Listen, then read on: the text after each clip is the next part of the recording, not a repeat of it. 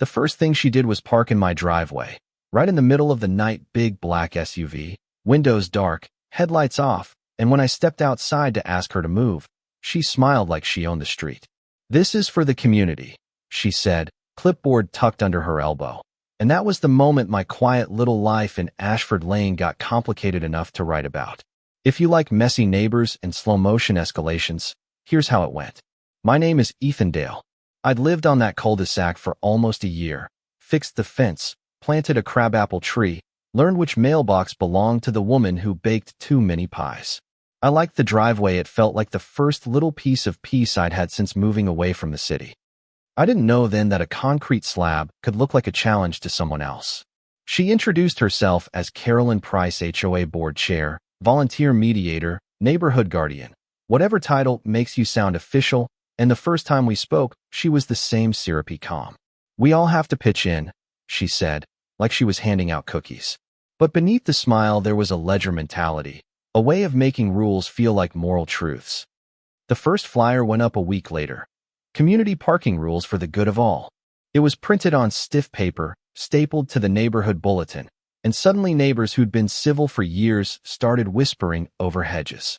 At first it was small stuff, the kind of passive aggression you can laugh off. A folded blue post-it on my windshield. Private driveway? Think twice. A neighbor's minivan blocking half the lane one Saturday morning that made me miss a chiropractor appointment. I started taking pictures, time-stamping everything on my phone, not because I thought it would become a war, but because my brain wanted evidence in case things got weird. Which, in retrospect, is the kind of thing only the person about to be wronged thinks is obvious. Then the tit-for-tat began. I put up a small retractable spike strip legal. According to the online forum, I scrolled until midnight and a sandwich board that read, "Private driveway, respect property." I didn't want to be aggressive. I wanted a line. There's a difference. But when a line appears on a map, someone will try to redraw it. The spikes were practical, a deterrent, and the first time a delivery truck backed away at the sight of them, I felt a little foolish and a little victorious all at once. Victory can be quiet. Sometimes it's just the sound of the engine reversing. Carolyn didn't take that quietly.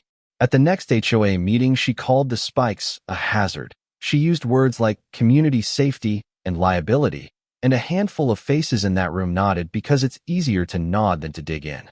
A vote was called, and the first one failed by a hair, not because people loved me, necessarily, but because a few folks had seen the truck back off and thought, okay, maybe he's not a monster. That gave her a new thing to push against.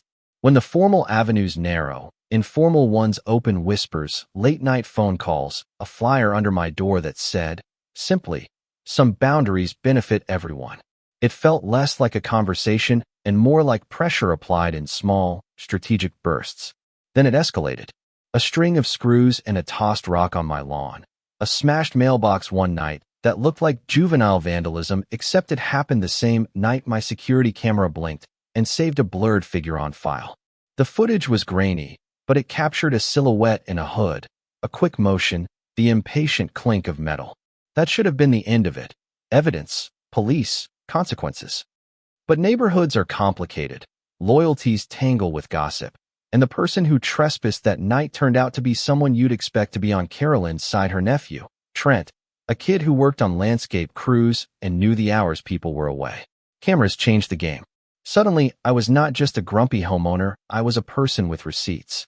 I loaded the footage onto a thumb drive, sent it to a neighbor who'd become an unlikely ally, Sam, who kept bees and a careful memory of things, and we started to put pieces together. Trent had been seen near other disturbed yards, a series of calls and a pile of screenshots later, and the police were involved.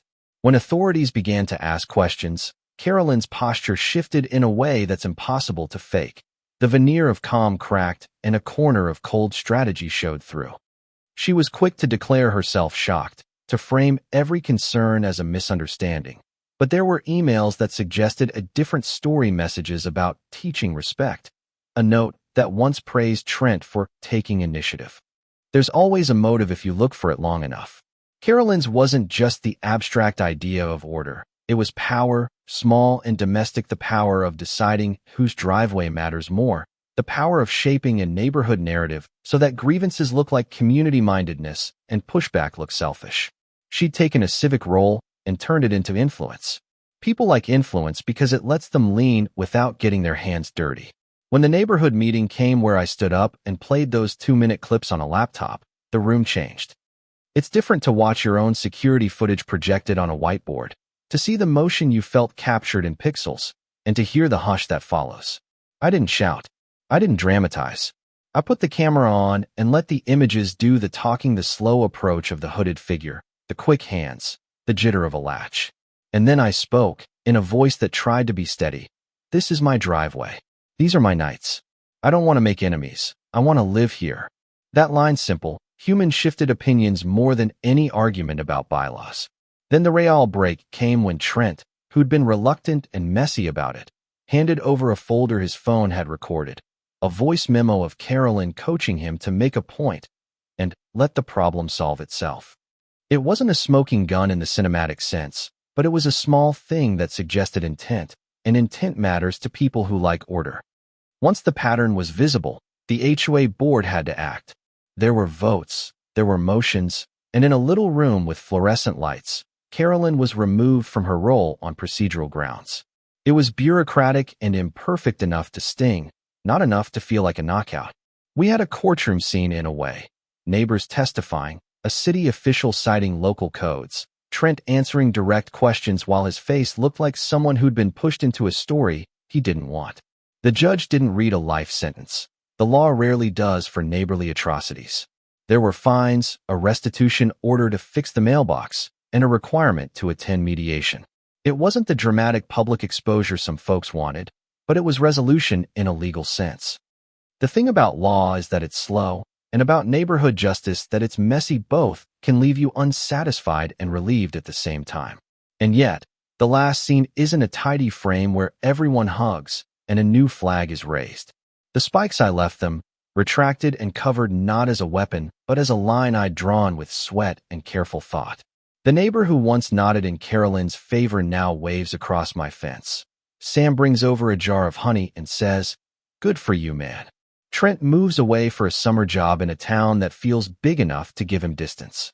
Carolyn sends an email, formal, clipped, not an apology that reads like someone trimming the narrative so they can keep their dignity. People still talk. Some say I overreacted. Some insist I should have never put spikes up at all. That's the open ending, the one that invites comments and opinions and 1,000 internet takes if you're into that. If I've learned anything, it's this. Boundaries are not dramatic by themselves. They're necessary. You can state a boundary politely and still be right. You can pursue justice and still grow weary. And neighbors, the people who share a mailbox, a streetlight, an alley, are complicated actors with motives that are often quieter and colder than you imagine. The hardest part is staying human when you're tired of being targeted, and the bravest part is doing the small, boring work of documentation, of calling the right people, of showing up to meetings with evidence rather than anger. So tell me, have you ever had a neighbor cross a line? Was it a parking dispute that became a vendetta, a tree that fell into long-time resentment, an HOA rule that felt like a sermon? Drop it in the comments. Tell me who you sided with and why, and if you think I should have handled it differently, say so. Be honest. I want to know, where do we draw the line between standing up for ourselves and making neighbors enemies? Which matters more, order or mercy, and who gets to decide? Share the story. Hit like if you've ever felt gaslit by a committee. And most of all, tell me your take, right, wrong, or somewhere in the gray.